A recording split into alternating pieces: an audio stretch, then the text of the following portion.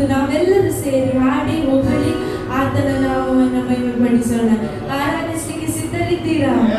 ಸಿದ್ಧರಿದ್ದೀರಾ? Hallelujah. ದೇವರ ವಾಕ್ಯ ಸಿಹಿ ಜೇನಿಗಿಂತಲೂ ಶ್ರೇಷ್ಠವಾಗಿದೆ ಅಂತ ದೇವರ ವಾಕ್ಯ ಹೇಳ್ತದೆ. ಹಾಲೆಲೂಯಾ. ನಾವು ಒಟ್ಟಾಗಿ ಸೇರಿ ಯೇಸು ನಾಮ ಸುಂದರ ನಾಮ, ಜೇನಿಗಿಂತಲೂ ನಾಮ ಮಧುರವಾಗುವುದಾಗಿ ಒಟ್ಟಾಗಿ ಹಾಡುತ್ತಾ ಆದ ನಾಮವನ್ನು ಮಹಿಮೆಪಡಿಸೋಣ.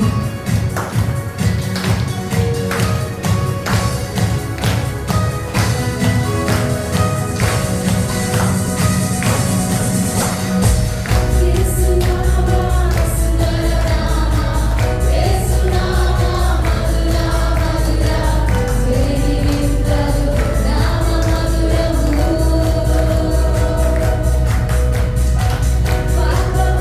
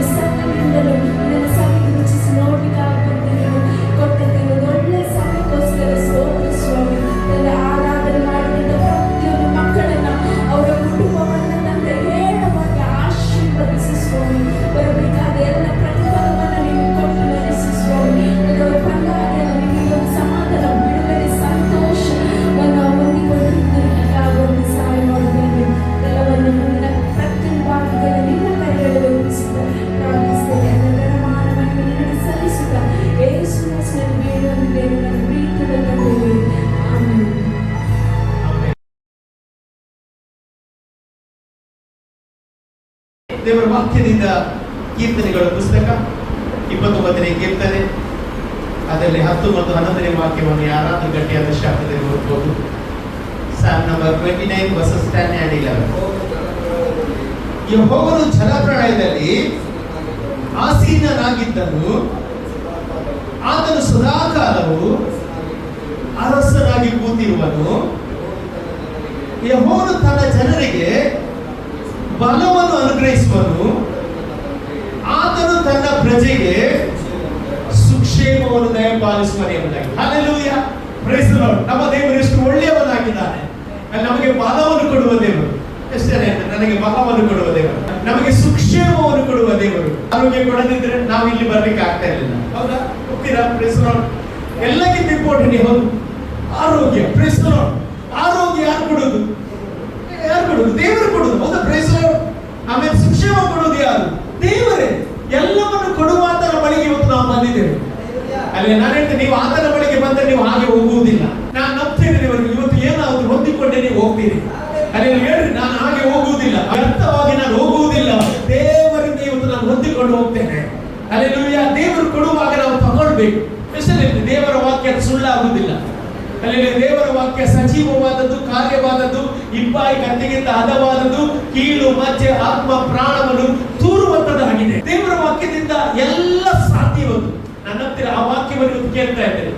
ಅಲ್ಲಿ ಆ ವಾಕ್ಯ ಕೇಳುವಾಗಲೇ ಅದು ಕಾರ್ಯ ಮಾಡ್ತದೆ. ಇವತ್ತು ಯಾವುದೇ ಚಿಂತೆಯಿಂದ ಬಂದಿದ್ರೆ ಎಲ್ಲವನ್ನು ಮರೆತು ಬಿಟ್ರಿ ಪ್ರಿಯರೇ. ನನ್ನ ಸ್ವಾಮಿ ನನ್ನ ಜೀವನದಲ್ಲಿ ಅದ್ಭುತ ಮಾಡ್ತಾನೆ, ನನ್ನ ದೇವರು ನನ್ನ ವಿಷಯದಲ್ಲಿ ಕಾರ್ಯ ಮಾಡ್ತಾನೆ ಎಂಬುದಾಗಿ ಇವತ್ತು ನಂಬಿರಿ. ದೇವರ ದೊಡ್ಡ ಕಾರ್ಯವನ್ನು ನೀವು ಕಾಣುವವರಾಗಿದ್ದೀರಿ. ಹಲ್ಲೆಲೂಯಾ. 29ನೇ ಕೀರ್ತನೆ ಅದು ದಾವೀದನು ಬರೆದ ಕೀರ್ತನೆ ಆಗಿದ್ದಾರೆ. ಹಲ್ಲೆಲೂಯಾ. ದಾವೀದನು ಈ ಕೀರ್ತನೆಯನ್ನು ಪ್ರಾರಂಭಿಸುವುದು ಹೇಗೆ ಅಂತ ಹೇಳಿದ್ರೆ ಆರಾಧನೆ ಮೂಲಕ ಅವನು ಪ್ರಾರಂಭ ಮಾಡ್ತಾ ಇದ್ದಾನೆ. ಹಲ್ಲೆಲೂಯಾ. ಅವನು ಹೇಳ್ತಾ ಇದ್ದಾನೆ, ನನ್ನ ದೇವರ ಶಕ್ತಿಗಿಂತ ಮಿಗಿಲಾದ ಬೇರೆ ಶಕ್ತಿ ಯಾವುದಿಲ್ಲ. ಎಷ್ಟೇ ನಂಬ್ತೀರಿ? ಹಲ್ಲೆಲೂಯಾ. ನನ್ನ ದೇವರ ಶಕ್ತಿಗಿಂತ ಮಿಗಿಲಾದ ಶಕ್ತಿ ಬೇರೆ ಯಾವುದಿಲ್ಲ. ಅಷ್ಟೇ ನಂಬ್ತೀರಿ? ಆಮೇಲೆ ಹಲ್ಲೆಲೂಯಾ. ಎಲ್ಲದಕ್ಕೆ ಒಂದೊಂದು ಶಕ್ತಿ ಉಂಟು. ಇಲ್ಲವ? ಶಕ್ತಿ ಇಲ್ಲವಾ? Praise the Lord. ರೋಗಕ್ಕೆ ಸಹ ಶಕ್ತಿ ಉಂಟು. ಆಮೇಲೆ ರೋಗಕ್ಕೆ ಶಕ್ತಿ ಇಲ್ಲ. ರೋಗ ಏನ್ ಹೇಳ್ತದೆ? ನಾನು ನಿನ್ನ ಸಾಯಿಸ್ತೇನೆ ಎಂಬುದಾಗಿ. ಆದರೆ ನನ್ನ ದೇವರು ನನಗೋಸ್ಕರ ಸತ್ತನು, ಜೀವಂತವಾಗಿ ಎದ್ದು ಅವನ ಶಕ್ತಿ ದೊಡ್ಡದು ಎಂಬುದಾಗಿ ತೋರಿಸ್ತಾರೆ. ಅಷ್ಟೇ ನಂಬ್ತೇನೆ. ನಾನು ನಂಬ್ತೇನೆ, ಏನೋ ಒಂದು ದೇವರು ಮಾತನಾಡ್ತಿದ್ದ. ಹಲ್ಲೆಲೂಯಾ. ನಿಮ್ಮ ಜೀವಿತದಲ್ಲಿ, ನಿಮ್ಮ ಕುಟುಂಬದಲ್ಲಿ ದೇವರಿಗೆ ಒಂದು ದೊಡ್ಡ ಪ್ಲಾನ್ ಉಂಟು. ಅಲ್ಲಿ ಆ ಪ್ಲಾನ್ ನಡಿಬೇಕಾದ್ರೆ ಒಂದು ದೇವರಿಗೆ ನಿಮ್ಮನ್ನು ಬಿಟ್ಟುಕೊಟ್ರೆ. ಅಲ್ಲಿ ದಾವೀದನು ಈ ಕೀರ್ತನೆ ಪ್ರಾರಂಭಿಸುವಾಗ ಅವನು ಹೇಳಿದ ಮಾತು ಏನಂತ ಹೇಳಿದ್ರೆ, ನನ್ನ ದೇವರ ಶಕ್ತಿಯ ಮುಂದೆ ಬೇರೆ ಯಾವ ಶಕ್ತಿ ನಿಲ್ಲುವುದಿಲ್ಲ. ಅಲ್ಲಿ ಪರಲೋಕದಲ್ಲಿ ಆತನು ಉನ್ನತನಾಗಿದ್ದಾನೆ, ಭೂಲೋಕದಲ್ಲಿ ಆತನು ಉನ್ನತನಾಗಿದ್ದಾನೆ. ಅದೇ ದೇವರು ನನ್ನ ಜೀವಿತದಲ್ಲಿ ಸಹ ನಾನು ಉನ್ನತವಾದ ಆತನಿಗೆ ಸ್ಥಾನ ಕೊಡುತ್ತೇನೆ. ಅಲ್ಲಿ ಅದಕ್ಕೆ ದೇವರಿಗೆ ನಾವು ಪ್ರಥಮ ಸ್ಥಾನವನ್ನು ಕೊಡಬೇಕು. ದೇವರಿಗೆ ನೀವು ಪ್ರಥಮ ಸ್ಥಾನ ಕೊಟ್ಟರೆ ದೇವರು ನಿಮಗೆ ಎಲ್ಲ ವಿಷಯದಲ್ಲಿ ನಡೆಸಲಿಕ್ಕೆ ಇವತ್ತು ಆತನು ಶಕ್ತನಾದ ದೇವರು ಎಂಬುದಾಗಿ ಈ ವಾಕ್ಯದ ಮೂಲಕ ನಾನು ಹೇಳಿಕ್ಕೆ ಇಷ್ಟಪಡ್ತಾ ಇದ್ದೇನೆ. ಹಲ್ಲೆಲೂಯಾ. ಇಲ್ಲಿ ಅವನು 10ನೇ ವಾಕ್ಯಕ್ಕೆ ಬರುವಾಗ ಅವನು ಹೇಳ್ತಾನೆ, ಯೆಹೋವನು ಜಲಪ್ರಳಯದಲ್ಲಿ ಆಸೀನನಾಗಿದ್ದನು ಎಂಬುದಾಗಿ. ಎಲ್ಲಿ? ಜಲಪ್ರಳಯದಲ್ಲಿ ಆಸೀನನಾಗಿದ್ದನು ಎಂಬುದಾಗಿ. ಹಲ್ಲೆಲೂಯಾ. ಸಾಧಾರಣವಾಗಿ ನಮ್ಮ ದೇವರು ಎಲ್ಲಿ ಇಳಿದು ಬರ್ತಾನೆ? ಸ್ತುತಿ ಸ್ತೋತ್ರಗಳ ಮಧ್ಯೆ ಏನ್ ಮಾಡ್ತಾನೆ? ಇಳಿದು ಬರ್ತಾನೆ. ಅವನು ಪ್ರೈಸ್ ದಿ ಲಾರ್ಡ್. ಹಲ್ಲೆಲೂಯಾ. ಅವರು ಸಾಕ್ಷಿ ಹೇಳಿದ್ರು ಕಳೆದ ವಾರ. ಅಲ್ಲಿ ನಾನು ಆರಾಧನೆ ಮಾಡುವಾಗಲೇ ನನ್ನ ದೇವರಿಗೆ ನಾನು ಕಮಿಟ್ಮೆಂಟ್ ಮಾಡಿದೆ, ಅದು ನಡೆಯುತ್ತೆ ಎಂಬುದಾಗಿ. ಅಲ್ಲಿ ಒಂದು ಸ್ತುತಿ ಸ್ತೋತ್ರಗಳ ಮಧ್ಯೆ ಇಳಿದು ಬರುವಾಗ ಅದು ನಡೆದಿದೆ. ನಾನು ಹೇಳ್ತೇನೆ, ಇವತ್ತು ಜಲಪ್ರಳಯದ ಮಧ್ಯೆ ಸಹ ನನ್ನ ದೇವರು ಸಿಂಹಾಸನೂಢನಾಗ್ತಾನೆ ಎಂಬುದಾಗಿ ನಾನು ಈ ವಿಷಯದಲ್ಲಿ ಹೇಳಿಕ್ಕೆ ಇಷ್ಟಪಡ್ತೇನೆ. ಹಲ್ಲೆಲೂಯಾ. ಆ ಜಲಪ್ರಳಯ ನಿನ್ನ ರೋಗವಾಗಿರಬಹುದು, ಆ ಜಲಪ್ರಳಯ ನಿನ್ನ ಸಾಲವಾಗಿರಬಹುದು, ಆ ಜಲಪ್ರಳಯ ನಿನ್ನ ಜೀವಿತದಲ್ಲಿ ಅವಮಾನವಾಗಿರಬಹುದು. ಯಾವ ಜಲಪ್ರಳಯವಾದರೂ ಸಹ ದೇವರು ಅದರ ಮಧ್ಯೆ ಸಿಂಹಾಸನ ರೂಢನಾಗುವಾಗ ನಿನ್ನ ಪರಿಸ್ಥಿತಿಗಳನ್ನು ದೇವರು ಬದಲಾಯಿಸುವ ದೇವರಾಗಿದ್ದಾರೆ. ಹಲ್ಲೆಲೂಯಾ. ನನ್ನ ದೇವರು ದೊಡ್ಡವನು ಎಂಬುದಾಗಿ. ಅಲ್ಲಿ ನನ್ನ ದೇವರು ದೊಡ್ಡವರು. ಹಲ್ಲೆಲೂಯಾ. ನನ್ನ ಸಮಸ್ಯೆಗಿಂತ ನನ್ನ ದೇವರು ದೊಡ್ಡವರಾಗಿದ್ದಾರೆ. ಹಲ್ಲೆಲೂಯಾ. ಸಾಧಾರಣವಾಗಿ ಜಲಪ್ರಳಯ ಹೇಳಿ ಬರುವುದಿಲ್ಲ. ಹೇಗೆ ಬರ್ತದೆ ಜಲಪ್ರಳಯ? ಹೇಗೆ ಬರ್ತದೆ? ಸಡನ್ ಆಗಿ ಬರ್ತದೆ. ಅಲ್ಲಿ ಯಾರತ್ರ ಕೇಳಿ ಬರುವುದಿಲ್ಲ. Price the lord. ಸಡನ್ ಆಗಿ ಬರ್ತದೆ. ಮತ್ತೆ ಎರಡನೇದಾಗಿ ಜಲಪ್ರಳಯವನ್ನು ನಿಯಂತ್ರಣ ಮಾಡಲಿಕ್ಕೆ ಆಗುವುದಿಲ್ಲ. ಯಾಕೆಂದ್ರೆ ಆಗ್ತದೆ ನೋಡಿದ್ರೆ ಅಲ್ಲಿ ಜಲಪ್ರಳಯವನ್ನು ನಿಂತ್ರೆ ಅವರೇ ಕೊಚ್ಚಿಕೊಂಡು ಹೋಗ್ತಾರೆ. Praise the Lord. ಯಾರು ಸಹ ಜಲಪ್ರಳಯ ತಡೆಯಲಿಕ್ಕೆ ಆಗುವುದಿಲ್ಲ. ಸಾಧಾರಣವಾಗಿ ಈ ಹವಾಮಾನ ವರದಿಯವರು ಹೇಳ್ತಾರೆ,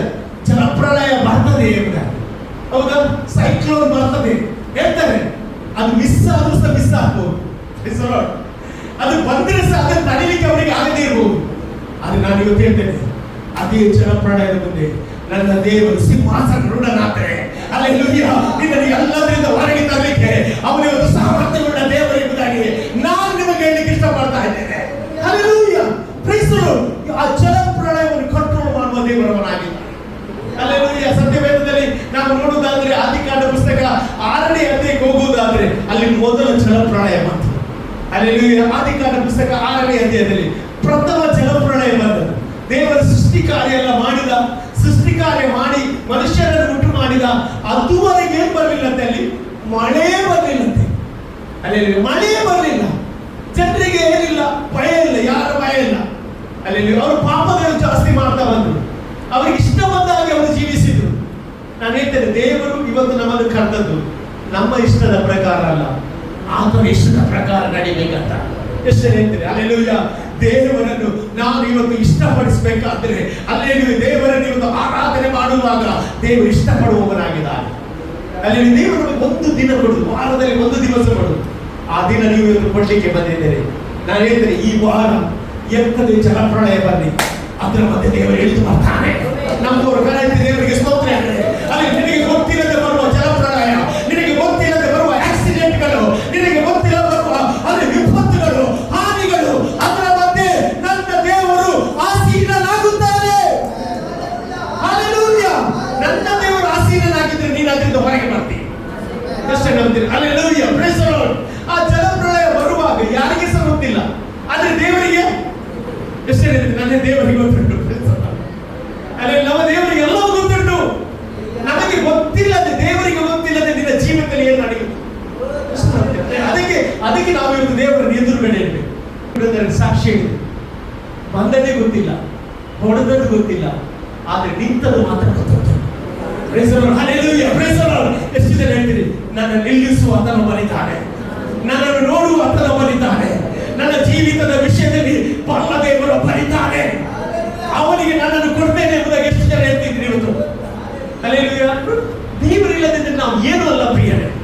ಹಲ್ಲೆಲೂಯಾ. ದೇವರಿಲ್ಲದಿದ್ದರೆ ನಾವು ಜೀವಿಸಲಿಕ್ಕೆ ಸಾಧ್ಯವೇ ಇಲ್ಲ. ಒಂದೊಂದು ಇದರ 1 ಗಂಟೆ ನಂತರ ಏನಾಗ್ತದೆ ಅಂತ ನಮಗೆ ಗೊತ್ತಿಲ್ಲ, ಆದ್ರೆ ಒಂದು ಗೊತ್ತುಂಟು, ಎಲ್ಲದರ ಮೇಲೆ ದೇವರಿಗೆ ಕಂಟ್ರೋಲ್ ಉಂಟು. ಹಲ್ಲೆಲೂಯಾ. ನನ್ನ ಬಗ್ಗೆ ನನಗೆ ಕಂಟ್ರೋಲ್ ಇಲ್ಲದೆ ಇರಬಹುದು, ನನ್ನ ದೇವರಿಗೆ ಕಂಟ್ರೋಲ್ ಉಂಟು.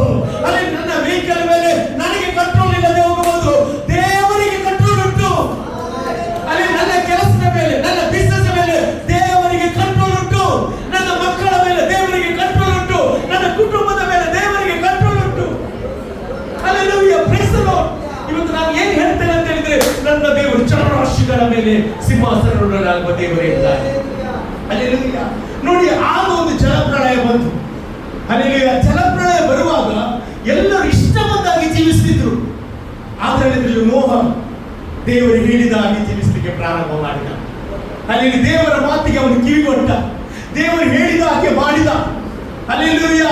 ಅವನು ಜಲಪ್ರಳಯದಿಂದ ರಕ್ಷಿಸಲ್ಪಡಬೇಕಾದ್ರೆ ಏನು ಮಾಡಬೇಕೆಂದು ಅದೇ 7ನೇ ಅಧ್ಯಾಯ, ಆದಿಕಾಂಡ ಪುಸ್ತಕ 7ನೇ ಅಧ್ಯಾಯ 6ನೇ ವಾಕ್ಯ ಓದಿ.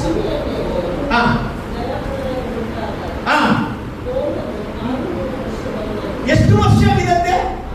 600 ವರ್ಷದವರಾಗಿದ್ದ ಯಾರು? ನೋಹ. ಮತ್ತೆ ನೋಡಿ, ಆಗ ನೋಹನು ಪ್ರಳಯವನ್ನು ತಪ್ಪಿಸಿಕೊಳ್ಳುವುದಕ್ಕೆ ಹೆಂಡತಿ ಮಕ್ಕಳು ಸೊಸೆಯರು ಸಹಿತವಾಗಿ ಎಲ್ಲಿ ಸೇರಿದ್ರಂತೆ? ನಾವೇ ಎಲ್ಲಿ ಸೇರಿದರು. ಅಲ್ಲಿ ಅವ್ರ ರಕ್ಷಣೆ ಹೊಂದಲಿಕ್ಕೆ ಕಾರಣ ಯಾವುದು? ನಾವೇ. ಅಲ್ಲಿ ಇವತ್ತು ನಮಗೆ ರಕ್ಷಣೆ ಹೊಂದಬೇಕಾದ್ರೆ ಯೇಸು ಕ್ರಿಸ್ತನ ಬೇಕು. ರಕ್ಷಣೆ ಹೊಂದಿದ್ರೆ ಯೇಸು ಕ್ರಿಸ್ತನ ಬೇಕು. ಆ ನಾವಿಯೊಳಗೆ ನೀವು ಬರುವಾಗ ನೀವು ಸೇವಕರಾಗಿ ನಿಲ್ಲಲಿಕ್ಕೆ ಸಾಧ್ಯವಾಗ್ತದೆ. ನಾನು ಹೇಳ್ತೀನಿ, ಯಾವ ಆ ಒಂದು ಜನರ ಪ್ರಳಯ ನಿಲ್ಲಿಸಲಿಕ್ಕೆ ನಿನ್ನನ್ನು ಆಗುವುದಿಲ್ಲ, ಆದ್ರೆ ಯೇಸು ನಿಲ್ಲಿಸಲಿಕ್ಕೆ ಶಕ್ತರಾಗಿದ್ದಾರೆ. ಯಾಕಂದ್ರೆ ಅವರು ಸಿಂಹಾಸನರೂಢನಾಗುವ ದೇವರಾಗಿದ್ದಾರೆ. ಹಲ್ಲೆಲೂಯಾ. ಇವತ್ತು ನಾನು ಹೇಳಲಿಕ್ಕೆ ಇಷ್ಟಪಡೋದು ಇಷ್ಟ ಪ್ರಿಯರೇ, ನೀವು ದೇವರನ್ನು ಎದುರುಗಡೆ ಇಟ್ಟರೆ. ಹಲ್ಲೆಲೂಯಾ. ದೇವರನ್ನು ಎದುರುಗಡೆ ಆತನು ಭೂಮಿಯಲ್ಲಿ ಪರಲೋಕದಲ್ಲಿ ಎಲ್ಲ ಅಧಿಕಾರವನ್ನು ಹೊಂದಿದ ದೇವರಾಗಿದ್ದಾರೆ. ಸೃಷ್ಟಿಯ ಮೇಲೆ ಆತನಿಗೆ ಅಧಿಕಾರ ಉಂಟು. ಕೊಲೊಸ್ಸೆ ಪತ್ರಿಕೆ 1ನೇ ಅಧ್ಯಾಯ 16ನೇ ವಾಕ್ಯ ಓದಿ ನೋಡ್ರಿ. ಕೊಲೊಸ್ಸೆ ಪತ್ರಿಕೆ 1ನೇ ಅಧ್ಯಾಯ 16ನೇ ವಾಕ್ಯ. ಭೂ ಪರಲೋಕದಲ್ಲಿರುವ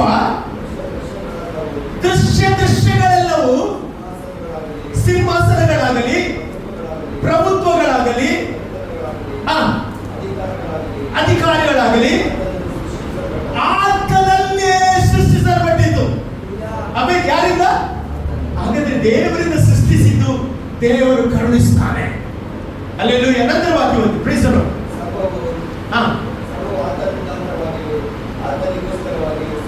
ಆತನ ಮುಖಾಂತರವಾಗಿಯೂ ಆತನಿಗೋಸ್ಕರ ಸೃಷ್ಟಿಸಲ್ಪಟ್ಟವು. ಆತನು ಎಲ್ಲದಕ್ಕಿಂತ ಮೊದಲಿದ್ದವನು, ಆತನು ಸಮಸ್ತಕ್ಕೆ ಆಧಾರಭೂತನು, ಸಭೆ ಎಂಬ ದೇಹಕ್ಕೆ ಆತನು ಶಿರಸ್ಸು,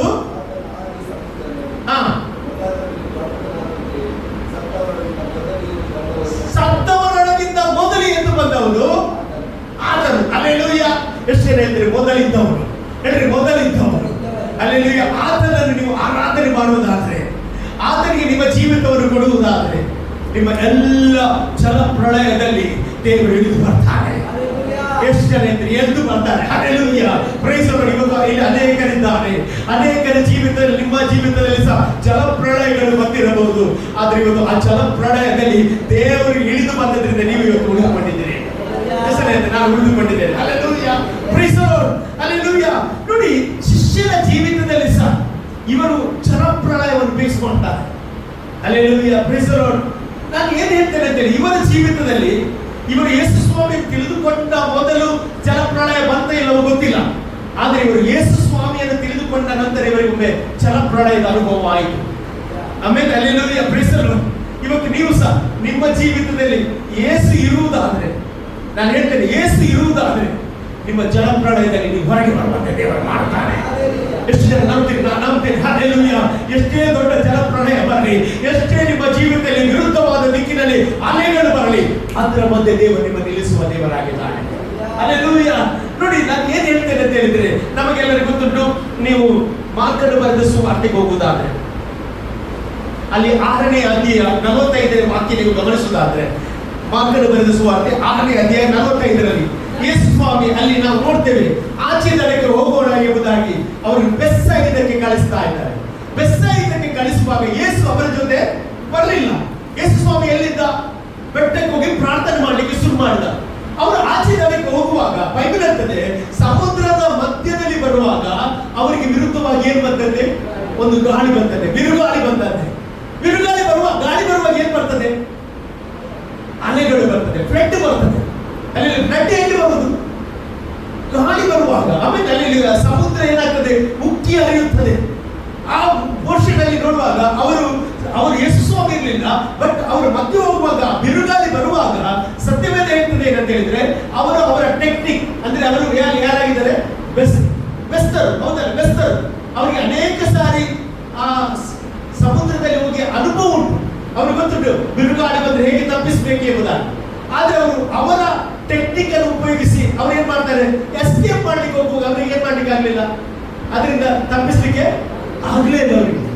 ಇವತ್ತು ನಾನು ಹೇಳ್ತೇನೆ, ಕೆಲವೊಂದು ಟೆಕ್ನಿಕ್ ಅಲ್ಲಿ ನಿನಗೆ ಪ್ರಯೋಜನ ಬರದೇ ಇರಬಹುದು, ಆದ್ರೆ ನೀನು ಆರಾಧನೆ ಮಾಡುವುದಾದ್ರೆ, ನೀನು ದೇವರನ್ನು ಸೇವಿಸುವ ವ್ಯಕ್ತಿ ಆಗಿದ್ರೆ, ದೇವರನ್ನು ಹುಡುಕುವ ವ್ಯಕ್ತಿ ಆಗಿದ್ರೆ, ನೀನು ರಕ್ಷಣೆ ಹೊಂದಿದ ವ್ಯಕ್ತಿ ಆಗಿದ್ರೆ, ನಾನು ಹೇಳ್ತೇನೆ, ಅದರ ಮಧ್ಯೆ ದೇವರು ದೊಡ್ಡ ಕಾರ್ಯ ಮಾಡ್ತಾನೆ. ಹಲ್ಲೆಲೂಯಾ. ಆಗ ಅವರು ಏನ್ ಮಾಡ್ತಾರೆ? ಭಯದಿಂದ ಒದ್ದಾಡುತ್ತಿರುವಾಗ ಯೇಸು ಸ್ವಾಮಿ ಏನ್ ಮಾಡ್ತಾರೆ? ಆಗ ಸಮುದ್ರದಲ್ಲಿ ನಡೆದುಕೊಂಡು ಬರ್ತಾನೆ. ಸಮುದ್ರದಲ್ಲಿ ನಡೆದುಕೊಂಡು ಬಂದು ಏನ್ ಮಾಡ್ತಾನೆ? ಆ ಬಿರುಗಾಳಿಯನ್ನು ಏನ್ ಮಾಡ್ತಾನೆ? ಅವರು ಶಾಂತ ಮಾಡ್ತಾನೆ. ಅಲೆಗಳನ್ನು ಏನ್ ಮಾಡ್ತಾನೆ? ಶಾಂತ ಮಾಡ್ತಾನೆ. ಹಲ್ಲೆಲೂಯಾ. ಆಗ ಅಲ್ಲಿದ್ದವರಿಗೆಲ್ಲ ಆಶ್ಚರ್ಯ, ಈತನು ಯಾರಾಗಿರಬಹುದು? ಹಲ್ಲೆಲೂಯಾ. ಬಿರುಗಾಳಿಯನ್ನು ಶಾಂತ ಮಾಡುವ ದೇವರು ಯಾರು? ಅಲೆಗಳನ್ನು ಶಾಂತ ಮಾಡುವ ದೇವರು ಯಾರು ಎಂಬುದಾಗಿ ಅವರು ಆಶ್ಚರ್ಯ ಪಡ್ತಾ ಇದ್ದಾರೆ. ಹಲ್ಲೆಲೂಯಾ. ನಂತರ ನಾವು ನೋಡ್ತೇವೆ 53ನೇ ವಾಕ್ಯಕ್ಕೆ ಬರುವಾಗ ಅಲ್ಲಿ ನಾವು ನೋಡ್ತೇವೆ, ಆಚೆ ದಡಕ್ಕೆ ಅವರು ಬರ್ತಾರೆ. ಅಲ್ಲಿ ಅವರು ಬಂದದ್ದು ಯಾಕೆ? ಸೇವೆ ನಿಮಿತ್ತ ಬಂದದವರು ಆಚೆ ದಡಕ್ಕೆ ಬಂದದ್ದು. ಆಚೆ ದಡಕ್ಕೆ ಬರುವಾಗ ಏನಾಗ್ತದೆ ಅಂತ ಹೇಳಿದ್ರೆ, ಅಲ್ಲಿ ನಾವು ನೋಡ್ತೇವೆ ಅನೇಕ ರೋಗಿಗಳನ್ನು ದೋಣಿಯಲ್ಲಿ ಹೊತ್ತುಕೊಂಡು ಬಂದು, ಹೌದಾ, ಮೈಯಲ್ಲಿ ನೆಟ್ಟಗಿಲ್ಲದವರು ಹೊತ್ತುಕೊಂಡು ಬಂದು ಅವರು ಸೌಖ್ಯವಾದಂತ ಬೈಬಲ್ ಹೇಳ್ತದೆ. ಅವರ ನೆರಳು ಬೀಳುವಾಗಲೇ ಏನಾಯ್ತು? ರೋಗಿಗಳು ಸೌಖ್ಯವಾದಂತ ಬೈಬಲ್ ಹೇಳ್ತದೆ. ನಾನು ಇವತ್ತು ಏನ್ ಹೇಳ್ತೇನೆ ಅಂತ ಹೇಳಿದ್ರೆ, ಯೇಸುವನ್ನು ಹೊಂದಿಕೊಂಡ ನಂತರ ನಿನ್ನ ಜೀವಿತದಲ್ಲಿ ಯಾವುದಾದ್ರೂ ಬಿರುಗಾಳಿ ಬರುವುದಾದರೆ, ನಿನ್ನ ಜೀವಿತದಲ್ಲಿ ಜಲರಾಶಿಗಳು ಬರುವುದಾದ್ರೆ, ಅದರ ಮಧ್ಯೆ ದೇವರು ಇಳಿದು ಬರ್ತಾನೆ ಎಂಬುದಾಗಿ ಹೇಳಿಕ್ಕೆ ಇಷ್ಟಪಡ್ತಾ ಇದ್ದಾರೆ. ಹಲ್ಲೆಲೂಯಾ. Praise the lord. ನಾನು ನಂಬ್ತಿರೋದು ಇವತ್ತು ಇಲ್ಲಿದ್ದ ಒಬ್ಬೊಬ್ಬರ ಜೀವಿತದಲ್ಲಿ ನಾನು ನಿಮಗೆ ಹೇಳುವುದೇನೆ ಅಂತ ಹೇಳಿದ್ರೆ, ನೀವು ದೇವರಿಗೆ ನಿಮ್ಮ ಜೀವಿತವನ್ನು ಕೊಡ್ರಿ. ಅಲ್ಲಿ ಯಾರು ಜೀವಿತವನ್ನು ಕೊಡ್ತಾನೆ ಅವನ ಜೀವಿತದಲ್ಲಿ ಎಂಥದೇ ಬಿರುಗಾಳಿ ಬರಲಿ, ಎಂತದೇ ಜಲರಾಶಿಗಳೇ ಬರಲಿ, ಅದರ ಮಧ್ಯೆ ನನ್ನ ದೇವರು ಇಳಿದು ಬರ್ತಾನೆ. ಹಲ್ಲೆಲೂಯಾ. ನೋಡಿ, ಯೇಸು ಇರುವಾಗ ಇಲ್ಲದಿರುವಾಗ ಸಹ ಅಲ್ಲಿ ಜಲರಾಶಿ ಬಂತು. ಇನ್ನೊಂದ್ಸತಿ ಯೇಸು ಇರುವಾಗ ಸಹ ಬಂತು, ಆ ಜಲರಾಶಿಗಳು ಅವರ ಮೇಲೆ ಬಂತು. ನಮಗೆಲ್ಲರಿಗೂ ಗೊತ್ತು, ದೋಣಿಯಲ್ಲಿ ಹೋಗುವಾಗ ಏನ್ ಮಾಡ್ತಾರೆ, ಯೇಸು ಸ್ವಾಮಿಗೆ ಏನ್ ಮಾಡ್ತಾರೆ, ನಿದ್ರೆ ಬರ್ತಾರೆ. ಏನು ನಿದ್ರೆ ಬರ್ತಾರೆ? ನಿದ್ರೆ ಬರುವಾಗ ಏನ್ ಬಂತು, ಬಿರುಗಾಳಿ ಬಂತು. ಆಗ ಸಹ ನಾವು ನೋಡ್ತೇವೆ, ಶಿಷ್ಯರು ಏನ್ ಮಾಡಿದ್ರಂತೆ, ಟ್ರೈ ಮಾಡಿದ್ರಂತೆ ಹೇಗೆ ಕಂಟ್ರೋಲ್ ಮಾಡುದಂತೆ. ಅವರಿಗೆ ಕಂಟ್ರೋಲ್ ಮಾಡ್ಲಿಕ್ಕೆ ಆಗಲಿಲ್ಲ. ಆಗ ಏನ್ ಮಾಡಿದ್ರು, ಯೇಸು ಸ್ವಾಮಿಯನ್ನು ಏನ್ ಮಾಡಿದ್ರು, ನಿದ್ರೆ ಮಾಡುವ ಯೇಸು ಸ್ವಾಮಿ ಎಬ್ಬಿಸಿ ಏನ್ ಹೇಳಿದ್ರು, ನಿನಗೆ ಚಿಂತೆ ಇಲ್ಲವಾ, ನಾವು ಸಾಯುವುದಕ್ಕೆ ನಿನಗೆ ಚಿಂತೆ ಇಲ್ಲವಾ, ಬಿರುಗಾಳಿ ಬರ್ತಾ ಉಂಟು, ಇವರಿಗೆ ಯೇಸುವಿನ ಎಬ್ಬಿಸಿ ಅಂತೇಳಿ ನಿನಗೆ ಚಿಂತೆ ಇಲ್ಲವಾ? ಅದರ ಅರ್ಥ ಏನಂತ ಹೇಳಿದ್ರೆ, ನಮಗೆ ಬೇರೆ ಕೆಲಸ ಇತ್ತು, ಆ ಕೆಲಸ ಎಲ್ಲ ಬಿಟ್ಟು ನಾವು ನಿನ್ನ ಬಳಿಗೆ ಬಂದದ್ದು. ಹಲ್ಲೆಲೂಯಾ. ಬರುವಾಗಲೇ ಬಿರುಗಾಳಿ ಬಂತು. ಹಲ್ಲೆಲೂಯಾ. ನಾವು ಇದರಲ್ಲಿ ಸಾಯ್ಬೇಕಾ ಅಂತ ಅದರ ಅರ್ಥ. ಇವತ್ತು ಸಹ ಹಾಗೆ ನಾವು ಅನೇಕ ಬಿರುಗಾಳಿ ರೋಗಗಳು ಬರುವಾಗ ನೀವು ಸಹ ಅಂತ ಪ್ರಶ್ನೆಗಳಾಗಿದ್ರೆ ನಾನು ಒಂದು ವಿಷಯ ಹೇಳ್ತೇನೆ, ಯೇಸು ಸ್ವಾಮಿಯನ್ನು ನಂಬಿದ್ಯಾ, ಯಾವುದೇ ಜಲರಾಶಿಗಳು ಬರಲಿ, ಅದು ರೋಗವಾಗಲಿ, ಸಾಲವಾಗಲಿ, ಮರಣವಾಗಲಿ, ನಿನ್ನ ಜೀವಿತದಲ್ಲಿ ಏನೇ ನಷ್ಟವಾಗಲಿ, ಅದರ ಮಧ್ಯೆ ದೇವರು ಇಳಿದು ಬರ್ತಾನೆ ಎಂಬುದಾಗಿ ನಾನು ನಿಮಗೆ ಹೇಳಲಿಕ್ಕೆ ಇಷ್ಟಪಡ್ತಾ ಇದ್ದೇನೆ. ಹಲ್ಲೆಲೂಯಾ. ನೋಡಿ, ಅಂತ ಒಂದು ಸಂದರ್ಭದಲ್ಲಿ ಯೇಸು ಸ್ವಾಮಿ ಏನ್ ಮಾಡಿದ, ಎದ್ದು ಅದಕ್ಕೆ ಏನ್ ಮಾಡಿದ, ಗದರಿಸುವಾಗ ಅದು ಏನಾಯ್ತು, ಶಾಂತವಾಯಿತು. ಬಿರುಗಾಳಿಗೆ ಶಾಂತವಾಯಿತು. ನಾನು ಹೇಳ್ತೇನೆ, ಬಿರುಗಾಳಿಯು ಶಾಂತವಾಗುವಂತೆ ಮಾಡುವ ಏಕೈಕ ದೇವರು ಯೇಸು ಸ್ವಾಮಿ ಆಗಿದ್ದಾರೆ. ಹಲ್ಲೆಲೂಯಾ. ಸಮುದ್ರವು ಅಲ್ಲೋಲ ಕಲ್ಲೋಲವಾಗುವಾಗ ಅದನ್ನು ಶಾಂತಪಡಿಸಿದ ದೇವರು ಯೇಸು ಆಗಿದ್ದಾರೆ. ಇವತ್ತಿನ ಕೀರ್ತನೆಗೋಸ್ಕರ ಸ್ತೋತ್ರ ಹೇಳ್ತೇನೆ. 89ನೇ ಕೀರ್ತನೆಯಲ್ಲಿ 9ನೇ ವಾಕ್ಯ ಬಹಳ ಸುಂದರವಾದ ವಾಕ್ಯ ಅಲ್ಲಿ ಬರೆಯಲ್ಪಟ್ಟಿದೆ. 89ನೇ ಕೀರ್ತನೆ 9ನೇ ವಾಕ್ಯ, ಸಮುದ್ರದ ಅಲ್ಲೋಲ ಕಲ್ಲೋಲಗಳನ್ನು ಅಂಕಿಯಲ್ಲಿಟ್ಟಿರುವವನು ನೀನು. Praise the Lord. ಹಲ್ಲೆಲೂಯಾ. ನೋಡಿ, ಸಮುದ್ರದ ಅಲ್ಲೋಲ ಕಲ್ಲೋಲವನ್ನು ಅಂಕಿಯಲ್ಲಿಟ್ಟವನು ನೀನು. ಅಂದ್ರೆ ದೇವರು ಹೇಳದೆ ಜಲರಾಶಿಗಳು ನಿನ್ನನ್ನು ಮುಟ್ಲಿಕ್ಕೆ ಆಗುವುದಿಲ್ಲ. ಎಷ್ಟೇ ನಂಬ್ತೀನಿ, ನಾನು ನಂಬ್ತೀನಿ. ಹಲ್ಲೆಲೂಯಾ. ಕೆಲವೊಂದು ಅಂಕಿಯನ್ನು ದೇವರು ಇಡ್ತಾನೆ. ಹಲ್ಲೆಲೂಯಾ. Praise the Lord. ನೋಡಿ, ಪೇತ್ರನ ಜೀವಿತದಲ್ಲಿ ಮುಳುಗುವಾಗ ಗುತ್ತಿಗೆ ತನಕ ಮಾತ್ರ ಅಂಕೆ ಇಟ್ಟವ. ಇದಕ್ಕಿಂತ ಜಾಸ್ತಿ ಹೋದ್ರೆ ಅವನು ಸಾಯ್ತಾನೆ. ಹೌದಾ? Praise the Lord. ದೇವರು ಫುಲ್ ಮುಳುಗಿಸಲಿಲ್ಲ, ಗುತ್ತಿಗೆ ತನಕ ಬಿಟ್ಟ. ಇವತ್ತು ನಮ್ಮನ್ನ ಕೆಲವು ಸಲ ಬಿಟ್ಟಿದ್ದಾರೆ ಅಷ್ಟೇ, ಆದ್ರೆ ಕಂಟ್ರೋಲ್ ಯಾರ ಕೈಯಲ್ಲಿ ಉಂಟು ಹೇಳ್ರಿ? ದೇವರ ಕೈಯಲ್ಲಿ ಉಂಟು. ನನ್ನ ಕಂಟ್ರೋಲ್ ದೇವರ ಕೈಯಲ್ಲಿ ಉಂಟು. ಅಲ್ಲಿ ನಿನ್ನ ಕುಟುಂಬದ ಕಂಟ್ರೋಲ್ ದೇವರ ಕೈಯಲ್ಲಿ ಉಂಟು. ನಿನ್ನ ಕೆಲಸ, ಬಿಸ್ನೆಸ್ ದೇವರ ಕೈಯಲ್ಲಿ ಉಂಟು. ಅಂಕಿಯಲ್ಲಿ ಇಟ್ಕೊಳ್ಳುವ ದೇವರು. ಮುಂದೆ ಓದಿ. ತೆರೆಗಳು ಏಳುವಾಗ ಅವುಗಳನ್ನು ತಡೆಯುವನು ನೀನು. ತೆರೆಗಳು ಏಳುವಾಗ ಅದನ್ನು ತಡೆಯುವ ನೀನು. ನನ್ನ ಜೀವಿತದಲ್ಲಿ ಅನೇಕ ತೆರೆಗಳು ಬಂತು, ಹೇಳ್ರಿ, ತೆರೆಗಳು ಬಂತು. ಆದ್ರೆ ನನ್ನ ದೇವರು ತಡ್ಡದಿಂದ ಇವತ್ತು ನಾನು ನಿಂತಿದ್ದೇನೆ. ನನ್ನ ದೇವರು ತಡ್ಡದಿಂದ ಇವತ್ತು ನಿಂತಿದ್ದೇನೆ. ಎಷ್ಟು ಹೇಳ್ತಾರೆ, ತಡ್ದಿದ ಪ್ರೇಸರವರು ತಡ್ದಿದ್ರೆ ದೇವರಿಗೆ ಸ್ತೋತ್ರ ಇದೆ. ಹಲ್ಲೆಲೂಯಾ. ತೆರೆಗಳನ್ನು ಶಾಂತಪಡಿಸುವ ದೇವರು ನಮ್ಮ ದೇವರಾಗಿದ್ದಾನೆ. ಹಲ್ಲೆಲೂಯಾ. ಯಾವ ವಿಷಯ ಬಂದರೂ ಸಹ ದೇವರು ನೋಡ್ತಾನೆ. ದೇವರು ನೋಡ್ತಾನೆ. ಇವತ್ತು ಇಲ್ಲಿ ಅನೇಕರಿದ್ದಾರೆ, ನಿಮ್ಮ ಜೀವಿತದಲ್ಲಿ ಸಹ ರೋಗಗಳು ಬಂತು. ಅದು ಯಾವ ರೋಗ ಸಹ ಮರಣಕರವಾದ ರೋಗ. ಆದ್ರೆ ಇವತ್ತು ನೀವು ಇಲ್ಲಿ ನಿಂತಿದ್ದೀರಾ, ದೇವರು ತಡೆದದ್ದು. ಹಲ್ಲೆಲೂಯಾ. ನನ್ನ ಮಗಳನ್ನು ಮುಟ್ಟಬೇಡ, ನನ್ನ ಮಗನನ್ನು ಮುಟ್ಟಬೇಡ. ಯಾಕೆಂತ ಹೇಳಿದ್ರೆ ಅವನು ನನ್ನ ಬಳಿಗೆ ಬಂದಿದ್ದಾನೆ, ಆತನು ನನ್ನನ್ನು ಆರಾಧಿಸಿದ್ದಾನೆ, ಅವಳು ನನ್ನನ್ನು ಆರಾಧಿಸಿದ್ದಾಳೆ, ಅವಳು ನನಗೆ ಜೀವಿತವನ್ನು ಕೊಟ್ಟಿದ್ದಾನೆ. ಅದಕ್ಕೆ ನಾನು ಅಲ್ಲಿ ಬರ್ತೇನೆ. ಅಲ್ಲಿ ದೇವರು ಬರದೇ ಹೋಗ್ತಿದ್ರೆ ಇವತ್ತು ನಾವು ಮಣ್ಣಿಗೆ ಮಣ್ಣು ಹಾಕ್ತಿದ್ದೇವೆ. ಪ್ರಿಯ, ಎಷ್ಟು ನಂಬ್ತೇನೆ, ನಾನು ಬಲವಾಗಿ ನಂಬ್ತೇನೆ. ಹಲ್ಲೆಲೂಯಾ. ಇವತ್ತು ನೀವು ಜೀವಿಸುವುದಾದ್ರೆ ಅದು ದೊಡ್ಡ miracle. Hallelujah. Praise the Lord. Miracle ತುಂಬಿದ ಲೋಕದಲ್ಲಿ ಸೈತಾನ ಮಿರಕಲ್ ನಡೆಯುವಾಗ ದೇವರು ಸಹ ಮಿರಕಲ್ ಮಾಡ್ತಾ ಇದ್ದಾರೆ. ನಮ್ಮ ದೇವರು ನಮ್ಮನ್ನು ಅಂಕಿಯಲ್ಲಿ ಇಟ್ಟಿದ್ದಾನೆ. ನಮ್ಮ ದೇವರು ನಮ್ಮನ್ನು ಕರದಲ್ಲಿ ಇಟ್ಕೊಂಡಿದ್ದಾನೆ. ಹಲ್ಲೆಲೂಯಾ. ನಾನು ಬಲವಾಗಿ ನಂಬ್ತೇನೆ, ಇವತ್ತು ದೇವರು ನಿಮ್ಮೊಂದಿಗೆ ಮಾತನಾಡ್ತಾರೆ. ಹಲ್ಲೆಲೂಯಾ. ಜಲರಾಶಿಗಳ ಮಧ್ಯೆ ಆಸನರೂಢನಾಗುವ ದೇವರು ನಮ್ಮ ದೇವರಾಗಿದ್ದಾರೆ. ನಂತರ ವಾಕ್ಯಕ್ಕೆ ಆದರೂ ಸದಾಕಾಲವು ಅರಸನಾಗಿ ಕೂತಿರುವನು ಎಂಬುದಾಗಿ. ಸದಾಕಾಲವು ಅರಸನಾಗಿ ಕೂತಿರ್ತಾರೆ. ಅವರನ್ನು ಏನ್ ಮಾಡ್ಲಿಕ್ಕೆ ಆಗುದಿಲ್ಲ, ಬದಲು ಮಾಡ್ಲಿಕ್ಕೆ ಆಗುವುದಿಲ್ಲ. ಎಲ್ಲರೂ ಬದಲಾಗ್ತಾರೆ, ಆದ್ರೆ ದೇವರು ಬದಲಾಗುವುದಿಲ್ಲ. ಅದನ್ನು ಸದಾಕಾಲ ಏನಾಗಿದ್ದಾರಂತೆ, ಅರಸನಾಗಿದ್ದಾರಂತೆ. ಹೇಳ್ರಿ, ಸದಾಕಾಲ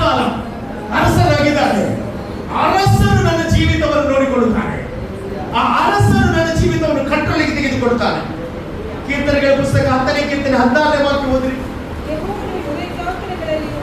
ನೋಡಿ, ಯೆಹೋವನು ಯುಗಾಂತರಗಳಲ್ಲಿ ಅರಸನಾಗಿರ್ತಾನೆ. ಒಂದು ದಿವಸ ಅಲ್ಲ, ಯುಗಾಂತರ. ಅಲ್ಲಿ ಈ ಭೂಮಿಗೆ ಅಸ್ತಿವಾರ ಹಾಕಿದವನವನಾಗಿದ್ದಾನೆ. ಹಲ್ಲೆಲೂಯಾ. ಪರಲೋಕವನ್ನು ಉಂಟು ಮಾಡಿದವನವನಾಗಿದ್ದಾನೆ. ಎಲ್ಲವನ್ನು ಸೃಷ್ಟಿ ಮಾಡಿದ ದೇವರು ಅವನಾಗಿದ್ದಾನೆ. ಅವನು ಯುಗಾಂತರಗಳಲ್ಲಿ ಅರಸನಾಗಿರುವುದು.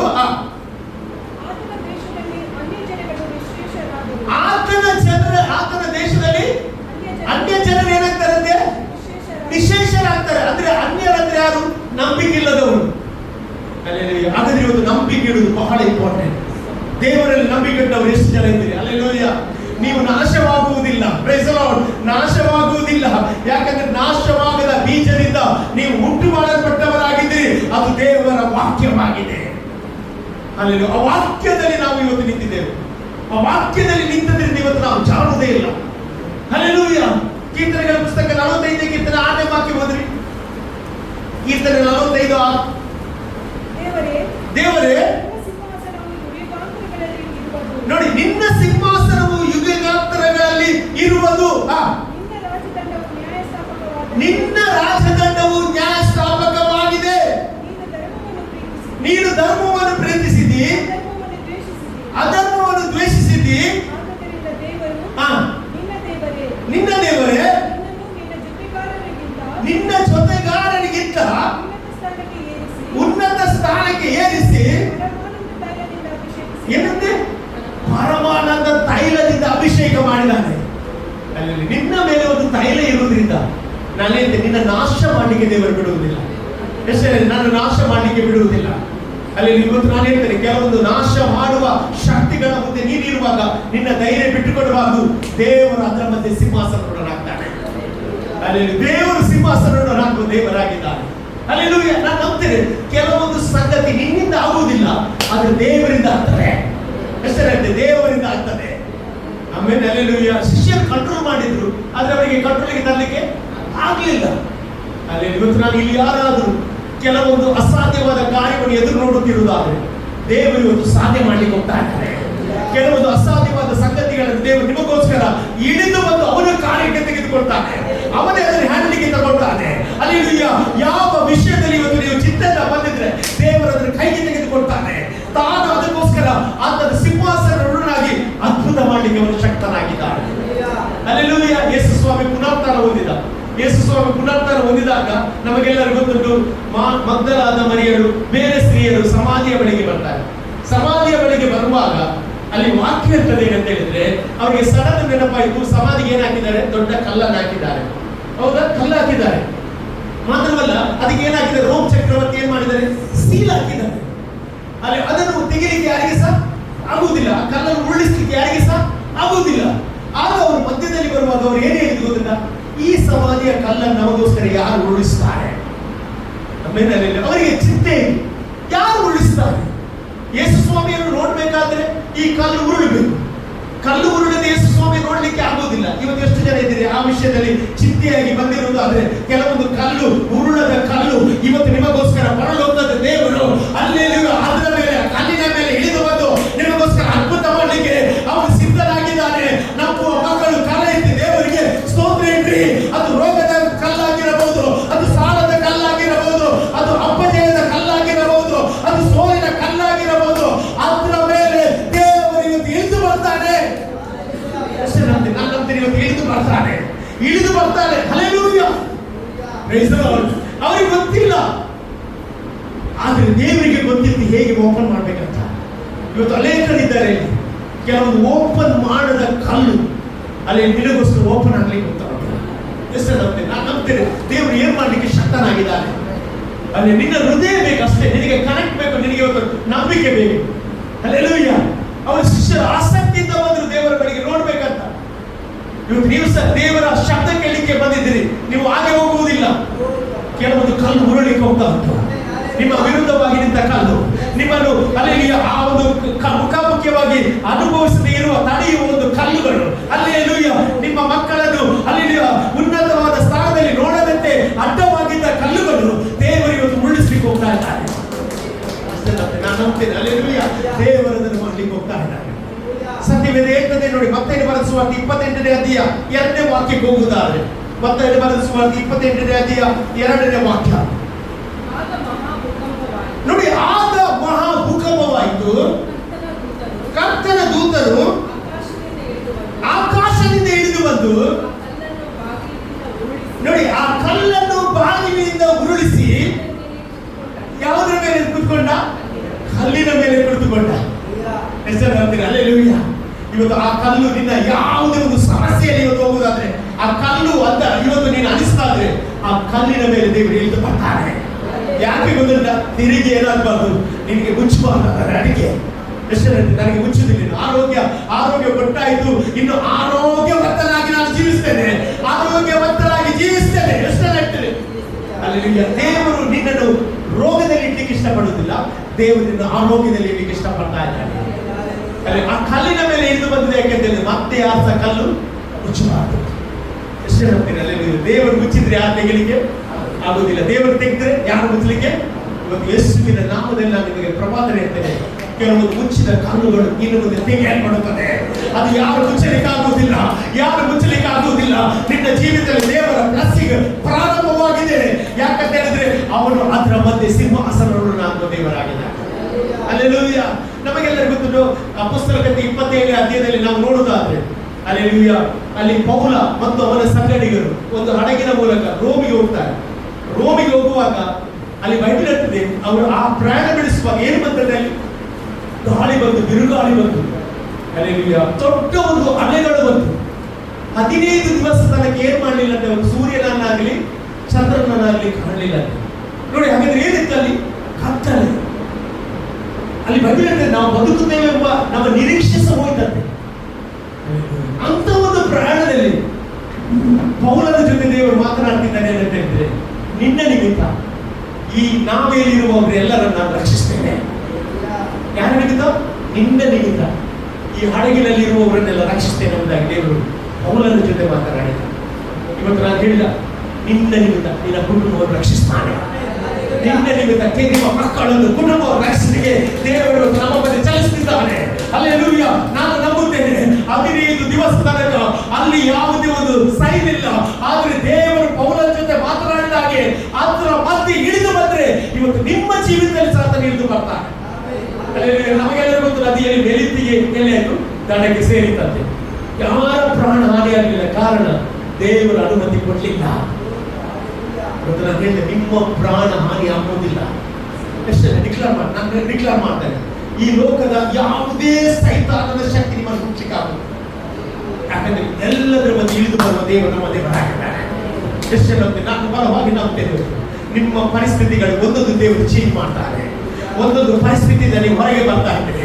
ನೀವು ಇನ್ನೂ ಹೆಚ್ಚು ದೇವರನ್ನು ಆರಾಧಿಸಬೇಕೆಂಬುದಾಗಿ ದೇವರು ಇಷ್ಟವುಳ್ಳವನಾಗಿದ್ದಾನೆ.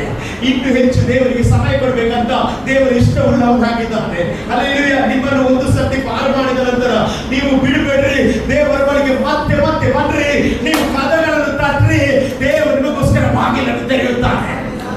ನಾನು ಬಲವಾಗಿ ನಂಬ್ತೇನೆ, ಇಲ್ಲಿದ್ದ ಕೆಲವರ ವಿಷಯದಲ್ಲಿ ಕ್ಲೋಸ್ ಆದ ವಿಷಯ ದೇವರು ಓಪನ್ ಮಾಡ್ಲಿಕ್ಕೆ ಹೋಗ್ತಾ ಇದ್ದಾರೆ. ಹಲ್ಲೆಲೂಯಾ. ಯಾಕಂತ ಹೇಳಿದ್ರೆ ಅದರ ಮೇಲೆ ದೇವರು ಎಳೆದು ಬರ್ತಾನೆ, ಅದರ ಮೇಲೆ ದೇವರು ತನ್ನ ಕರವನ್ನು ಚಾಚುತ್ತಿದ್ದಾನೆ. ಹಲ್ಲೆಲೂಯಾ. ಸತ್ಯವೇದದಲ್ಲಿ 89ನೇ ಕೀರ್ತನೆ ಹೇಳಿದ ಪ್ರಕಾರ ಅವರು ನನ್ನ ಧರ್ಮಶಾಸ್ತ್ರವನ್ನು ಮೀರಿದ್ರಿಂದ, ಹಾಗೆ ಬರುತ್ತೆ, ಧರ್ಮಶಾಸ್ತ್ರವನ್ನು ಮೀರಿದ್ರಿಂದ, ನನ್ನ ಆಜ್ಞೆಗೆ ಅವರು ಅವಿಧೇಯರಾದ್ರಿಂದ ನಾನು ಅವರಿಗೆ ಪೆಟ್ಟು ಕೊಟ್ಟೆನು. ಹಲ್ಲೆಲೂಯಾ. ನಾನು ಅವರಿಗೆ ಏನ್ ಮಾಡಿದೆವು? ಪೆಟ್ಟು ಕೊಟ್ಟೆನು. ದೇವರು ಪೆಟ್ಟು ಕೊಟ್ಟೆನು. ಯಾಕೆ ಪೆಟ್ಟು ಕೊಟ್ಟದ್ದು? ಯಾಕೆ ನಿಮ್ಮ ಮಕ್ಕಳು ತಪ್ಪು ಮಾಡಿದ್ರೆ ಪೆಟ್ಟು ಕೊಡ್ತೀರಿ? ಯಾಕೆ? ಪ್ರೀತಿ ಇಲ್ಲವಾ? ಪ್ರೀತಿ ಉಂಟು, ತುಂಬಾ ಪ್ರೀತಿ, ಮತ್ತೆ ಅಪ್ಪಿ ಕೊಡ್ತೀರಿ, ಅವರು ಪೆಟ್ಟು ಕೊಡೋದು ಕೊಡ್ತೀರಿ. ಕೆಲವು ಮಕ್ಕಳಿದ್ರೆ ಪೆಟ್ಟು ಕೊಟ್ಟಿದ್ರಿ, ಪುನಃ ಇರ್ತೇನೆ. ಅಲ್ಲಿ ದೇವರ ಪ್ರೀತಿ ಸಹ ಹಾಗೆ. ಹಲ್ಲೆಲೂಯಾ. ದೇವರು ಏನ್ ಮಾಡಿದ್ರು ಅಂತ ಹೇಳಿದ್ರೆ ಪೆಟ್ಟು ಕೊಡ್ತಾನೆ, ಪ್ರೀತಿಸುವವರನ್ನೇ ದೇವರು ಶಿಕ್ಷಿಸ್ತಾನೆ. ಹಲ್ಲೆಲೂಯಾ. ಪ್ರೀತಿ ಒಂದು ಪೆಟ್ಟು ತಿನ್ನುವಾಗಲೇ ಗೊತ್ತಾಗಬೇಕು, ಓ ದೇವರಿಗೆ ನನ್ನ ಹತ್ರ ಯಾವುದೋ ಒಂದು ವಿಷಯದಲ್ಲಿ ಸಿಟ್ಟು ಬಂದಿದೆ, ನಾನು ದೇವರ ಹತ್ತಿರಕ್ಕೆ ಓಡಿ ಬರ್ತೇನೆ. ದೇವರ ನಂತರವಾಗಿ ಕೇಳ್ತದೆ, ಆದರೆ ನಾನು ಅವರ ಮೇಲಿಂದ ಕೃಪೆಯನ್ನು ಬಿಟ್ಟಿಲ್ಲ, ನಂಬಿಕೆಸ್ತೆಯೇ ನಾನು ಬಿಟ್ಟಿಲ್ಲ. ಇದು ದೇವರ ಪ್ರೀತಿ, ಇದು ದೇವರ ಪ್ರೀತಿ. ಹಲ್ಲೆಲೂಯಾ. ಅಲ್ಲಿ ನಮ್ಮಲ್ಲಿ ಕೃಪೆ ದೇವರು ಬಿಟ್ಟಿಲ್ಲ, ನಂಬಿಕೆಸ್ತೆಯನ್ನು ಬಿಟ್ಟಿಲ್ಲ, ಆತನ ಹೆಸರಿಗೆ ಕಳಂಕ ತರುವುದಿಲ್ಲ. ಇವತ್ತು ನಾನು ಹೇಳ್ತೇನೆ, ನಿಮ್ಮಲ್ಲಿ ಇವತ್ತು ದೇವರು ಕಾಪಾಡಿದ್ದಾರೆ, ನಿಮ್ಮನ್ನು ಬಂದ ಅಲೆಗಳಿಂದ ನೀವು ಜೀವಂತವಾಗಿರುವುದಾದ್ರೆ ನಾವೆಲ್ಲ ದೇವರ ಸಮ್ಮುಖದಲ್ಲಿ ಎದ್ದು ನಿಂತು ದೇವರಿಗೆ ಸ್ತೋತ್ರ ಹೇಳುವ. ನಾವೆಲ್ಲ ದೇವರಿಗೆ ಕರಗಳನ್ನೆತ್ತಿ ದೇವರಿಗೆ ಹೇಳುವ. ದೇವರೇ, ನನ್ನ ಜಲರಾಶಿಗಳ ಮಧ್ಯೆ ನೀನು ಇಳಿದು ಬಂದದಕ್ಕೆ ನಿನಗೆ ಸ್ತೋತ್ರ. ಹೇಳ್ರಿ, ನನ್ನ ಜಲರಾಶಿಗಳ ಮಧ್ಯೆ ಇಳಿದು ಬಂದದಕ್ಕೆ ನಿನಗೆ ಸ್ತೋತ್ರ. ನನ್ನ ಸಮಸ್ಯೆ ಮಧ್ಯೆ ಇಳಿದು ಬಂದದಕ್ಕೆ ನಿನಗೆ ಸ್ತೋತ್ರ. ನನ್ನ ರೋಗದ ಮಧ್ಯೆ ಇಳಿದು ಬಂದು ನನ್ನ ರೋಗದಿಂದ ಬಿಡುಗಡೆ ಮಾಡಿದಕ್ಕೆ ನಿನಗೆ ಸ್ತೋತ್ರ. ಆತ ನಮ್ಮ ಸಂಗಾತಿ ಆಗಿದ್ದಾನೆ, ಆತ ನಮ್ಮ ಜೊತೆಗಾರನಾಗಿದ್ದಾನೆ. ಪ್ರಿಯರೇ, ನಾನು ಹೇಳ್ತೇನೆ, ಈ ಲೋಕದಲ್ಲಿ ನಿನ್ನ ಜೊತೆ ಮನುಷ್ಯರು ಇಲ್ಲದೆ ಹೋಗುವರು, ಆದರೆ ದೇವರು ಯಾವಾಗಲೂ ನಿನ್ನ ಜೊತೆ ಇದ್ದಾನೆ. ಅವನು ಯಾವ ಪ್ರಾಣವಾಗಲಿ ನಿನ್ನ ಪ್ರಾಣದ ಮಧ್ಯೆ ಅವನು ಬರುವವನಾಗಿದ್ದಾನೆ. ಎಷ್ಟು ಜನ ಹೇಳ್ತೀವಿ, ನನ್ನ ದೇವರು ಒಳ್ಳೆಯವನಿದ್ರಿ, ನನ್ನ ದೇವರು ಒಳ್ಳೆಯವನಾಗಿದ್ದಾನೆ, ನಾನು ಯಾವ ವಿಷಯದಲ್ಲಿ ಭಯಪಡುವುದಿಲ್ಲ, ನನ್ನ ದೇವರು ನನ್ನ ಜೊತೆ ಇದ್ದಾರೆ, ನನ್ನ ಜೊತೆ ಇದ್ದಾರೆ. ಈ ಪ್ರಾಣದಲ್ಲಿ, ಆತ್ಮಿಕ ಪ್ರಾಣದಲ್ಲಿ ದೇವರು ನನ್ನ ಸಂಗಡಿಗಳಾಗಿದ್ದಾನೆ. ಎಷ್ಟು ಜನ ಹೇಳ್ತೀವಿ, ನನ್ನ ಸಂಗಡಿಗಳಾಗಿದ್ದಾನೆ, ನಾನು ಭಯಪಡುವುದಿಲ್ಲ, ನಾನು ಭಯಪಡುವುದಿಲ್ಲ. ನನಗೊಬ್ಬ ಜೊತೆಗಾರನಿದ್ದಾನೆ, ನನಗೊಬ್ಬ ಜೊತೆಗಾರನಿದ್ದಾನೆ. ಆತನ ಸ್ತೋತ್ರಗಳ ಮಧ್ಯೆ ಇಳಿದು ಬರುವ ದೇವರು ಮಾತ್ರವಲ್ಲ, ಜಲರಾಶಿಗಳ ಮಧ್ಯೆ ಇಳಿದು ಬರುವ ದೇವರಾಗಿದ್ದಾನೆ.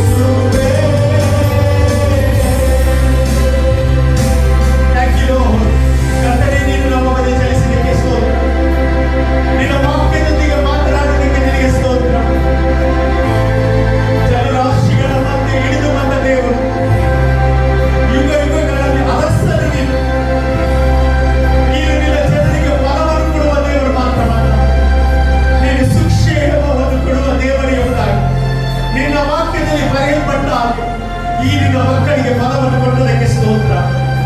ಈ ಮಕ್ಕಳಿಗೆ ಸುಕ್ಷೇಮವನ್ನು ಕೊಟ್ಟದಕ್ಕೆ ನಿನಗೆ ಸ್ತೋತ್ರ. ಇವರ ಬಿರುಗಾಳಿಯಲ್ಲಿ ನೀನು ಇಳಿದು ಬಂದದಕ್ಕೆ ನಿನಗೆ ಸ್ತೋತ್ರ. ದೇವರ ದಾಂಪತ್ಯ ಜೀವಿತದಲ್ಲಿ ನಡೆಸುವ ಎಲ್ಲ ಮಕ್ಕಳಿಗೋಸ್ಕರ ಸ್ತೋತ್ರ. ಕುಟುಂಬವನ್ನು ಕೊಟ್ಟದಕ್ಕೆ ದೇವರ ಸ್ತೋತ್ರ. ಮಕ್ಕಳನ್ನು ಮೊಮ್ಮಕ್ಕಳನ್ನು ಕೊಟ್ಟದಕ್ಕೆ ಸ್ತೋತ್ರ. ಕೆಲಸವನ್ನು ಕೊಟ್ಟದಕ್ಕೆ ಸ್ತೋತ್ರ. ಬಿಸಿನೆಸ್ ಕೊಟ್ಟದಕ್ಕೆ ಸ್ತೋತ್ರ. ವೆಹಿಕಲ್ ಅನ್ನು ಕೊಟ್ಟದಕ್ಕೆ ಸ್ತೋತ್ರ. ಹೊಸ ವರ್ಷಕ್ಕೆ ಕಾಲಿಡುವಂತೆ ಮಾಡಿದ್ದೆ, ಅದಕ್ಕೆ ನನಗೆ ಸ್ತೋತ್ರ. ಅನೇಕರು ಸಾಕ್ಷಿ ಹೇಳಿದ್ದಾರೆ, ಇದು ನಿನ್ನ ಕೃಪೆಯಿಂದಲೇ, ಇದು ನಿನ್ನ ಕೃಪೆಯಿಂದಲೇ. ದೇವರು, ನಾನು ಪ್ರಾರ್ಥಿಸುತ್ತಿದ್ದೇನೆ ಕರ್ತನೇ, ಇಲ್ಲಿ ಬಂದು ಒಬ್ಬೊಬ್ಬರನ್ನು ನೀನು ಮುಟ್ಟುವುದಕ್ಕೆ ನಿನಗೆ ಸ್ತೋತ್ರ. ಅವರು ಬಂದಾಗೆ ಹೋಗುವುದಿಲ್ಲ ಸ್ವಾಮಿ. ಅವರ ಮುಂದೆ ಏನೇ ಜಲರಾಶಿಗಳು ಬಂದು ಅದರ ಮಧ್ಯೆ ನೀನು ಇಳಿದು ಬಂದು ಅವರನ್ನು ಸುಕ್ಷೇಮವಾಗಿ ಕಾಪಾಡೋದಕ್ಕೆ ಸ್ತೋತ್ರ. ದೇವರು, ಇವತ್ತು ನಿನಗೆ ಸಮಯ ಕೊಟ್ಟಿದ್ದಾರೆ, ನೀನು ಅವರಿಗೆ ಸಮಯ ಬೇರ್ಪಡಿಸುವುದಕ್ಕೆ ಸ್ತೋತ್ರ. ಆತನಿಗೆ ಅದು ಸಮಯ ಕೊಟ್ಟಾರೆ, ಅವರು ಸಮಯ ಬೇರ್ಪಡಿಸುತ್ತಾರೆ. ಸತ್ಯವೇದದಲ್ಲಿ ಸೋತವರಿಗೆ ತ್ರಾಣವನ್ನು, ನಿರ್ಬಲರಿಗೆ ಬಹುಮಾನವನ್ನು ಕೊಡುತ್ತಾರೆ ಅಂತ. Thank you Lord. ದೇವರೇ, ಇವತ್ತು ಎಲ್ಲ ನಿನ್ನ ಮಕ್ಕಳ ಆಶೀರ್ವಾದ ಮಾಡಿ ಅವರ ಜೀವ ದೊಡ್ಡದಲ್ಲಿ ಸಾಕ್ಷಿ ಕೇಳುವಂತೆ ಮಾಡಿ. ಯಾರು ಬಲಹೀನರಾಗಿ ಬಂದಿದ್ರು, ಇವತ್ತು ನಿನ್ನ ಬಲದಿಂದ ತುಂಬಿಸಿ ನಡೆಸು. ಎಲ್ಲವನ್ನು ನಿಮ್ಮ ಆತ್ಮನಿಗೆ ಒಪ್ಪಿಸಿ ಪ್ರಾರ್ಥನೆ.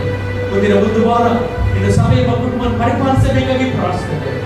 ಎಲ್ಲ ಘನ ಮಾನ ಮಹಿಮೆಗೆ ಯೇಸುವಿನ ನಾಮದಲ್ಲಿ ಬೇಡುತ್ತೇನೆ ತಂದೆಯೇ, ಆಮೆನ್. ಆಹಾ, ಹಲ್ಲೆಲೂಯಾ. ಅತ್ಯಾಶೀರ್ವಾದವನ್ನು ಪಡೆದುಕೊಳ್ಳುವ